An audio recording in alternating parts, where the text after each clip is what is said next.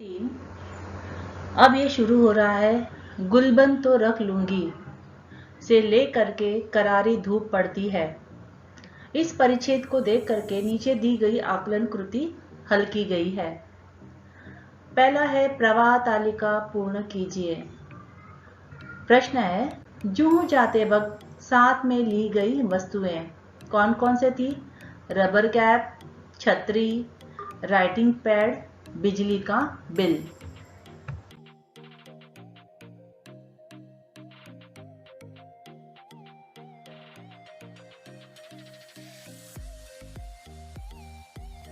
कृति 2 आकलन कृति परिणाम लिखिए। बेदिंग सूट रखना भूल गए तो परिणाम। उत्तर दिया है समुद्र में नहाना धरा रह जाएगा। प्रश्न दूसरा है, धूप से बचने की क्रीम नहीं रखी गई तो परिणाम। शाम तक छाले पड़ जाएंगे।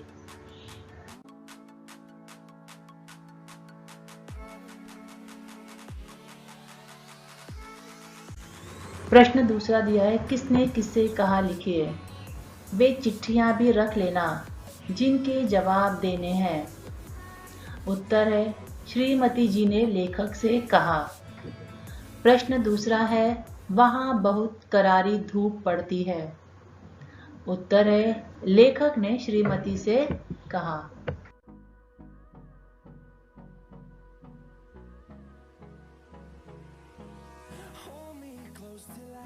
कृति 3 शब्द संपदा निम्नलिखित शब्दों के वचन पहचान कर लिख। चिट्ठियां, चिट्ठियां है अनेक वचन, एक वचन होगा चिट्ठी।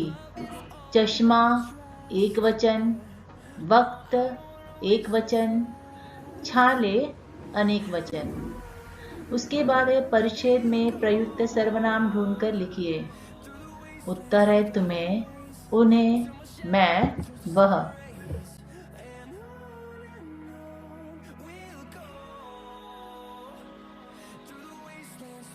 कृति 4 स्वमत अभिव्यक्ति। प्रश्न दिया है, पर्यटन स्थलों पर सैर करने के लिए जाते समय बरती जाने वाली सावधानियों की सूची बनाओ। उत्तर है, पहला दिया है, सबसे पहले यात्रा के लिए अपने साथ ले जाने वाली वस्तुओं की सूची बनाएं ताकि चलते समय कोई आवश्यक वस्तु छूट न जाए। दूसरा है, महत्वपूर्ण कागजातों जैसे ticket, passport, credit card, ATM card, driving licence आदि की फोटोकॉपी बनवा ले।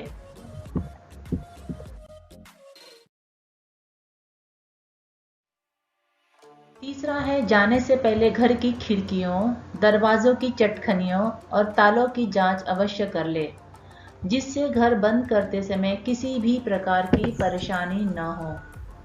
चौथा है, बिजली के स्विच, नल, फव्वारे में स्विच, टीवी आदि के तार स्विच बोर्ड से निकाल दे।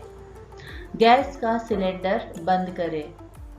पांचवा है, रोज काम आने वाली चीजें जैसे pen, camera, phone, charger, shaving kit, makeup kit, toothbrush, toothpaste, दवाएं, चाकू, छोटा ताला, फोल्डिंग छाता अवश्य रख ले।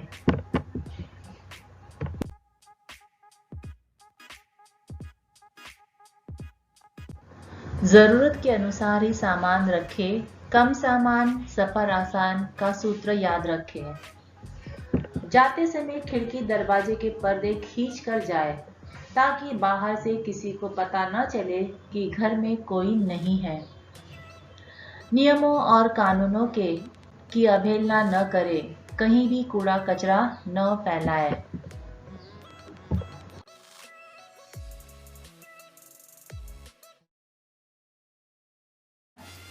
श्रीमती जी कहती तो यहाँ से लेकर याद नहीं पड़ता। यह परिच्छेद यहाँ पर पूर्ण हो रहा है। इस परिच्छेद को देख करके आगे की कृतियां हल करना है। कृति 1, निम्नलिखित कथनों को क्रमानुसार फिर से लिखो। 4 वाक्य दिए हैं, उन्हें क्रमशः आपको उत्तर के रूप में लिखना है। पहला वाक्य है, मुझे तो कुछ याद नहीं पड़ता। दूसरा है, एक ऊंची लहर ने आकर हम दोनों को ढक लिया। तीसरा वाक्य है, कई दिनों से कविता करने की भी धुन सवार हुई थी। चौथा है, 5-7 मिनट तो हम स्वप्न लोक में विचरते रहे। इन वाक्यों को क्रमानुसार लिखना है।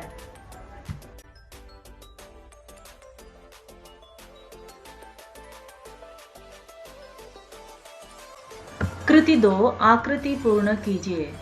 वाक्य है, परिच्छेद में प्रयुक्त प्राकृतिक संपदा। उत्तर है समुद्र, लहर।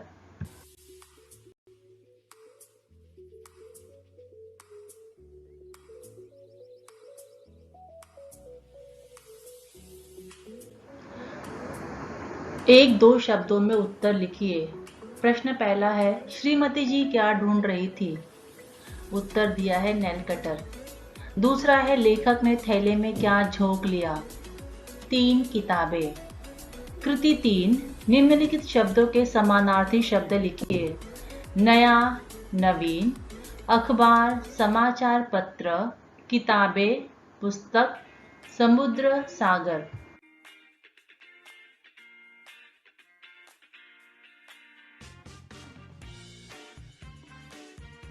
निम्नलिखित शब्दों के वचन बदलकर लिखिए। चीजें, चीज, कैंची, कैंचियां, कविता, कविताएं, थैले, थैला।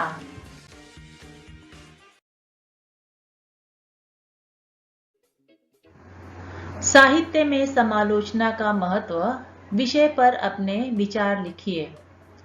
उत्तर है, समालोचना का अर्थ किसी वस्तु, विषय, उसके गुण दोषों एवं उपयोगिता बताना। समालोचना साहित्य के बारे में बताती है, उसके गुण दोष बताती है, उसके निर्माण की दिशा निर्धारित करती है।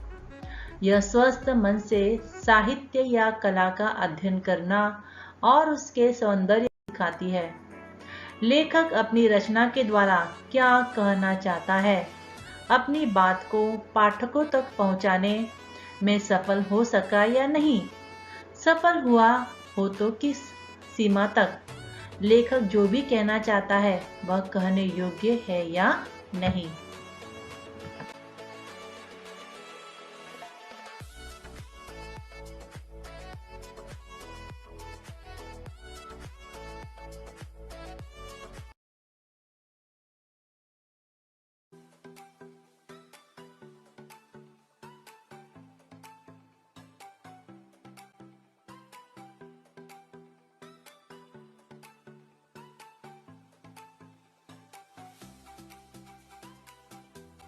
परिच्छेद क्रमांक 5, अगर वह बंद नहीं से लेकर के हो जाता है, यहाँ तक के परिच्छेद दिया गया है, उसे देखकर अगली कृति करना है।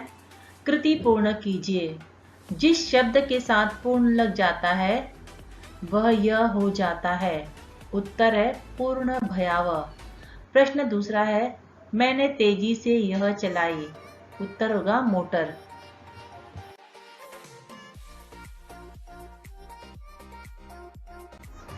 विधानों के सामने सही अथवा गलत लिखिए।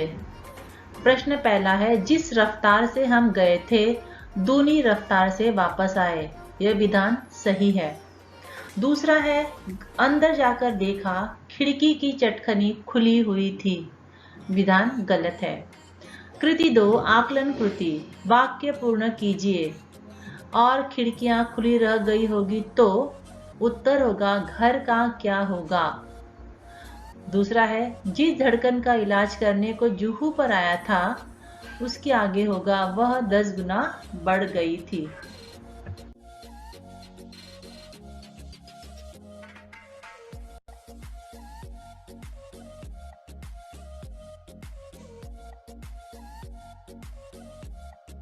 कृति 3, शब्द संपदा। निम्नलिखित शब्दों से विशेषण बनाइए।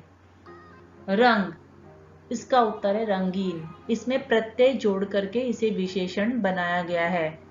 चिंता, चिंतित, इत प्रत्यय। समुद्र, समुद्री, ई प्रत्यय। विश्वास, विश्वसनीय, नीय प्रत्यय।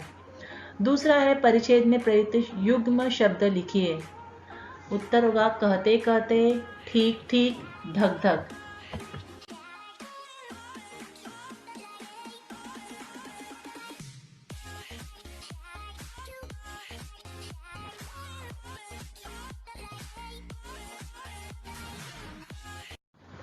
स्वमत अभिव्यक्ति। चिंता चिता समान विषय पर अपने विचार लिखिए। कहा गया है कि चिंता चिता के समान होती है। चिंता मन का एक बड़ा विकार है। जब मनुष्य को चिंता रूपी रोग लग जाता है तो वह धीमे धीमे जहर की भांति उसे खोखला कर देता है। चिता तो आदमी को एक बार ही जलाती है।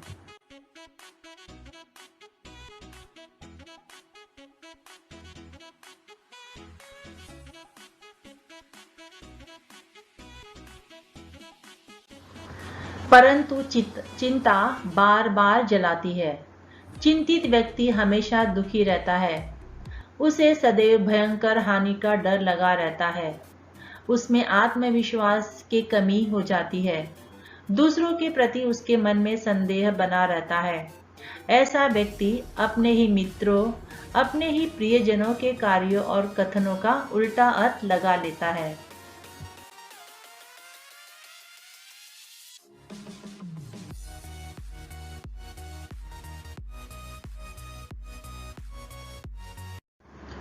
निम्नलिखित समुच्चारित भिन्नार्थक हिंदी शब्दों के अलग अलग अर्थ लिखिए तथा उन शब्दों का अलग अलग पूर्ण वाक्यों में प्रयोग कीजिए। समुच्चारी का अर्थ होता है समान उच्चारण और उनके अर्थ भिन्न भिन्न। ऐसे शब्दों के अलग अलग वाक्य बनाना है। जैसे पहला दिया है हार। इसका एक अर्थ होता है माला, जो गले में फूलों की पहनते हैं। अब इससे वाक्य बनेगा भगवान को फूलों की माला पहनाओ। अब दूसरे हार का अर्थ होता है पराजय।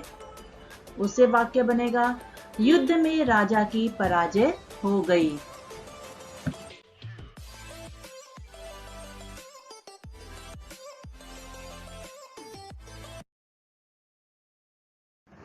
दूसरा शब्द है वार। इसका एक अर्थ होता है दिन।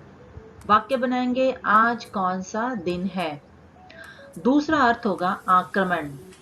अब वाक्य बनाएंगे पुलिस ने चोरों पर आक्रमण किया। तीसरा शब्द है हल। इसका पहला अर्थ होगा समाधान। राम ने सभी प्रश्नों को हल किया। दूसरा अर्थ है भूमि जोतने का साधन। वाक्य बनेगा किसान हल से खेत जोतता है।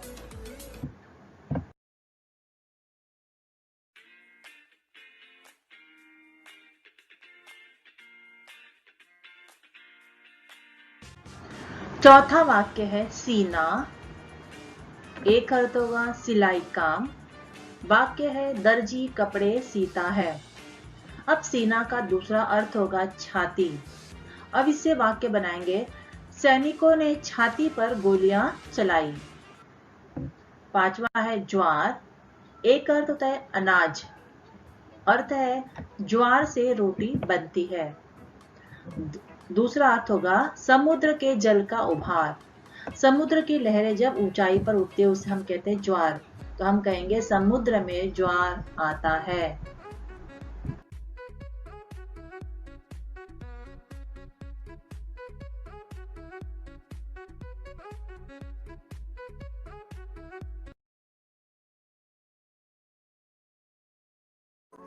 छठा हमारा है सुमन। सुमन। सु का अर्थ होता है अच्छा मन। उसका पहला अर्थ होगा फूल। सुमन का अर्थ होता है फूल। अब उससे हम वाक्य बनाएंगे गुलाब का फूल सुंदर है। गुलाब एक सुंदर सुमन है। दूसरा अर्थ होगा अच्छा मन। सुमन के साथ काम करोगे तो परिणाम अच्छा होता है।